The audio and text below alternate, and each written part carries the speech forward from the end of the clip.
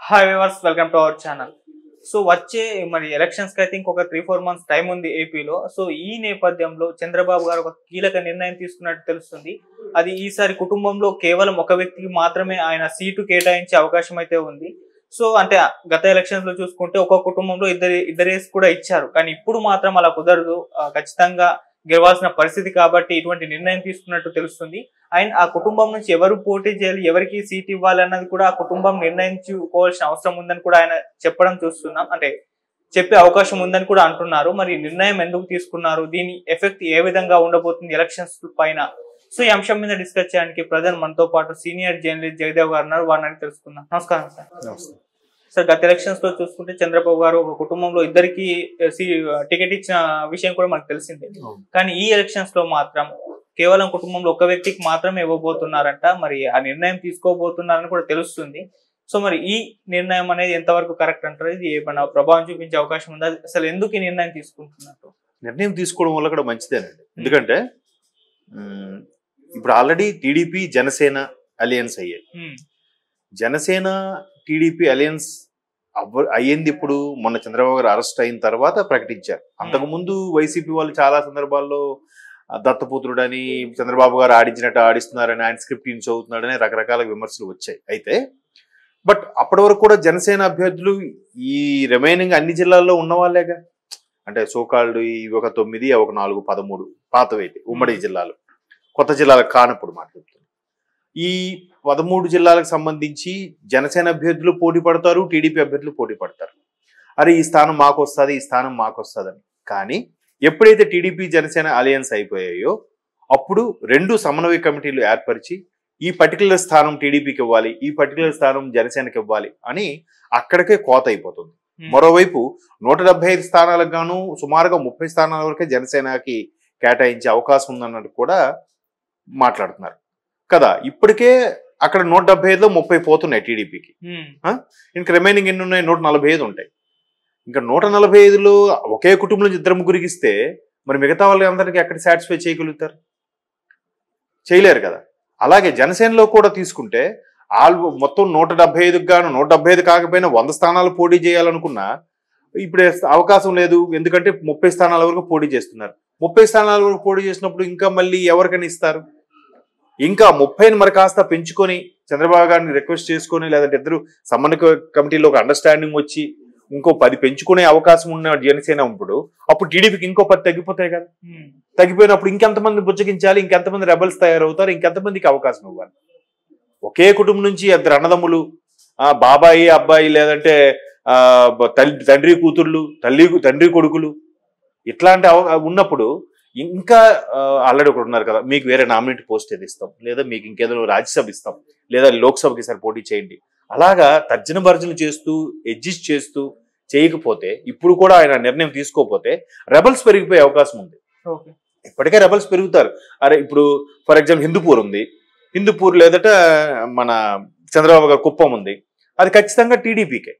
ఆ హిందూపూర్ కూడా ఖచ్చితంగా టీడీపీకే కదా. అలా కాదు భీమవరం ఉంది, లేదా ఇంకోటి కాకినాడ ఉంది, అవి ఖచ్చితంగా జనసేనకి ఇవ్వాలి కదా. అక్కడ మరి భీమవరం కాకినాడలో టీడీపీ అభ్యర్థులు ఉంటారుగా, మరి వాళ్ళు నిరాశపడతారుగా. ఇక్కడ ఆల్రెడీ మిగతా 175లో 140 స్థానాల్లో ఒక్కొక్కరు అన్నదమ్ములు ఎదురేసి పోటీ పడితే మరి అక్కడ మిగతా వాళ్ళకి మొండి చేయి చూపిన వాళ్ళకి కూడా సాటిస్ఫై చేసి ఏదో చేయాలిగా. సో ఇట్లాంటి నిర్ణయం తీసుకోవడం వల్ల, ఎలక్షన్స్ ముందే తీసుకోవడం వల్ల ఒక విధంగా మంచిదే. ఇంకొకటి, టీడీపీ జనసేన ఇప్పటికీ అడ్జస్ట్ అయ్యి సమన్వయ కమిటీలతో కూల్గా ప్లాన్ చేసుకుంటూ వెళ్తున్న సందర్భంలో జంపు జిల్లాలను రెడీగా ఉన్నారుగా.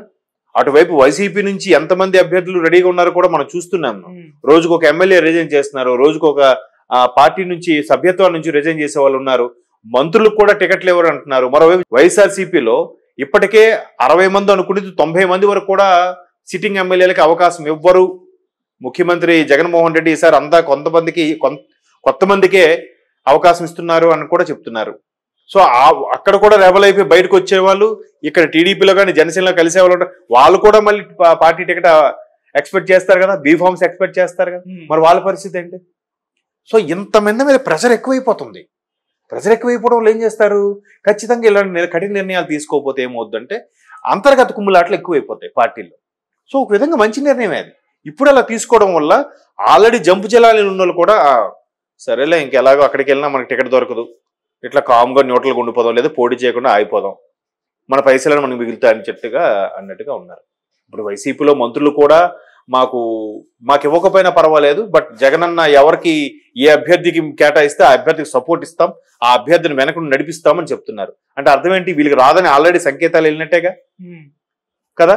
మరి వాళ్ళు కూడా ఇన్ కేసు రెబల్గా అయిపోతే, ఇప్పుడు కొంతమంది రోజా గారు కానీ, పేరు నాని గారు కానీ, కొడాల నాని గారు కానీ, అనిల్ యాదవ్ ఇట్లాంటి కొద్దిమంది 5-6 అయితే మాత్రం రెబల్స్ కాబట్టి ఎటు వెళ్ళలేక ఉండిపోవచ్చు. కానీ మిగతా అందరూ కూడా 151 మంది వైసీపీ ఎమ్మెల్యేల్లో ఒక 10 మంది తీసేసిన 140 మంది ఎమ్మెల్యేలు, అందులో 90 మందికి అవకాశం ఇవ్వరు అంటున్నారు జగన్మోహన్ రెడ్డి గారు.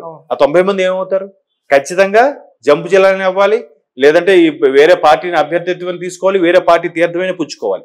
లేదంటే ఆల్రెడీ సేవకి రాజకీయానికి అలవాటు పడిన వ్యక్తులు ఒక్కసారి పదవి పోయిన తర్వాత ఆ వాల్యూ ఎలా ఉంటుందో మన అందరికీ తెలిసిందే. చాలా సినిమాలో కూడా చాలా ఎటకారంగా కూడా చూపిస్తూ ఉంటారు కదా.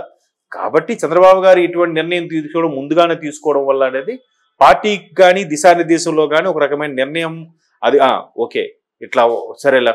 ఇప్పుడు దీన్ని ఇంకో ఎగ్జాంపుల్ గా కూడా చెప్పొచ్చు. ఫర్ ఎగ్జాంపుల్ ఒకే పార్టీలో 2 అన్నదమ్ములకు ఇస్తున్నారు అనుకోండి పక్క నియోజకవర్గాల్లో. అప్పుడు ఎవడైతే సెకండ్ కేటగిరీలో ఉంటారో, లేదంటే వేరే వాళ్ళు అరే నాకు ఇన్ని రోజులు రాలేదబ్బా ఈసారి నాకు అవకాశం వస్తుందిరా అనుకోవచ్చు. అప్పుడు వాడు పార్టీ గురించి ఇంకొంచెం కష్టపడి పనిచేస్తాడుగా. లేదు ఈసారి రాష్ట్రం చాలా అధ్వానంగా ఉంది పరిస్థితి, కాబట్టి టీడీపీ తరఫున మనం వెళ్దాం, పోటీ చేద్దాం, మనం ప్రయత్నిద్దాం అని సానుభూతి పనులు కూడా పెరిగే అవకాశం ఉంటుంది. రెబల్స్ ఏ స్థాయిలో పెరుగుతారో సానుభూతి పనులు కూడా పెరిగే అవకాశం ఉంటుంది. కాబట్టి టీడీపీ చంద్రబాబు నాయుడు గారు పైగా ఆయన డెసిషన్ కానీ విజనరీ కానీ బాగుంటుంది. అప్పటికీ కొన్నిసార్లు అర్థం కాదు ఎట్లాంటి నిర్ణయం తీసుకున్నారేమో అనిపించవచ్చు. కానీ కొన్ని రోజులు పోయిన తర్వాత, కొన్ని నెలలు పోయిన తర్వాత ఆ రోజు ఆయన డెసిషన్ తీసుకోవడం మంచిదైందిరా బాబు, లేదంటే చాలా ఇబ్బందులు అయ్యేది, తెలుగుదేశం పార్టీలో అంతర్గత కుమ్ములాట్లు ఎక్కువైపోయేవి అని దీనికి మీరే వస్తారు. సో అది ఒక విధంగా మంచిదే ఆ నిర్ణయం తీసుకోవడం వల్ల. సో దాన్ని బేస్ చేసుకుని రేపు పవన్ కళ్యాణ్ గారు కూడా ఆ నిర్ణయం తీసుకున్న ఆశ్చర్యపోనక్కర్లేదు. అంటే కదా సాటిస్ఫై అవ్వాలి. ఇంటి నుండి ఒకరికి ఇచ్చారు చాలు. ఇప్పుడు ఆ పథకాలు పెడుతున్నారు, ఇంటి నుండి ఇంటికి ఒకరికి ఉద్యోగం, లేదా ఇంటికి ఒక్కొక్కరికి ఇల్లు లేని వారికి ఇల్లు కట్టిస్తాం అంటున్నారు. ఇంట్లో ఎంతమంది ఉంటే అంతమంది ఇల్లు కట్టిస్తారా? ఆ పథకాలు ఏం వర్తించవుగా. ఇంట్లో ఎంతమంది ఉద్యోగులు అంతమందికి ఉద్యోగం ఇప్పిస్తారా? ఇప్పించలేరుగా. సో ఇది కూడా ఇంటికి ఒకరిని పెట్టడం అనేది కూడా మంచిదే. కొత్తగా రాజకీయ భవిష్యత్తు కోరుకునే వాళ్ళు, కొత్త లీడర్లు కూడా పుట్టుకొస్తారు దీనివల్ల. సో ఇన్ని బెనిఫిట్స్ ఉన్నాయిగా పరోక్షంగా చూస్తే. కాబట్టి ఆయన నిర్ణయం నాకైతే సబబుగా అనిపించింది. ముందుగా స్టేట్మెంట్ ఇవ్వడం వల్ల ఆశావహులు ఎవరైతే ఉంటారో వాళ్ళు కొంతమంది డ్రాప్ అవుతారు, రెబల్స్ ఎవరైతే ఉంటారో వాళ్ళు కొంతమంది అర్థం చేసుకోవడానికి ప్రయత్నిస్తారు. ఎందుకంటే ఇంకా మీరు అన్నట్టు 3 నెలల టైం ఉంది కాబట్టి. సార్ అంటే ఇప్పుడు ఒక కుటుంబంలో ఒకరికే టికెట్ ఇస్తే గనక ఈ నిర్ణయం తీసుకునే ఆలోచనలో ఉన్నారు కాబట్టి వారితో బయటకు రాగానే కొన్ని విమర్శలు కూడా వస్తున్నాయి. మరి నారావారి గారి కుటుంబం నుండి చంద్రబాబు గారు పోటీ చేస్తారా, లోకేష్ గారు పోటీ చేస్తారా, మరి తండ్రి త్యాగం చేస్తారా, కొడుకు త్యాగం చేస్తారా అని కూడా ప్రశ్నించే వాళ్ళు కూడా ఉన్నారు సార్. దీని మీ ఆన్సర్ ఏంటి సార్? ఇది మంచి క్వశ్చన్. ఎందుకంటే ఇక్కడ మొదటి నుంచి కూడా అక్కడ ఒక పార్టీ అధ్యక్షులుగా ఉన్నారు. లోకేష్ గారికి కూడా ఇచ్చే అవకాశం ఎలా ఇచ్చారంటే డైరెక్ట్ గా అవకాశం ఇచ్చేలే. ముందు ఒక కార్యకర్తగా సభ్యత్వం తీసుకున్నారు, తర్వాత పార్టీ కోసం పనిచేశారు. పనిచేసింది మొన్న కదా ఆయనకి మంగళగిరి నుంచి పోటీ చేశారు. అంతకుముందు ఎక్కడ పోటీ చేశారు? ఆయన చేయలేదుగా. బట్ అంతకుముందు కూడా కార్యకర్తగా ఉన్నాడుగా ఆయన కదా. అలా కార్యకర్తగా ఎదిగి ఆ ఫేమ్ వచ్చింది కాబట్టే ఆయనకి ఒక జాతీయ సెక్రటరీగా కూడా నియమించడం జరిగింది. అట్లా అడ్జస్ట్మెంట్ జరిగింది.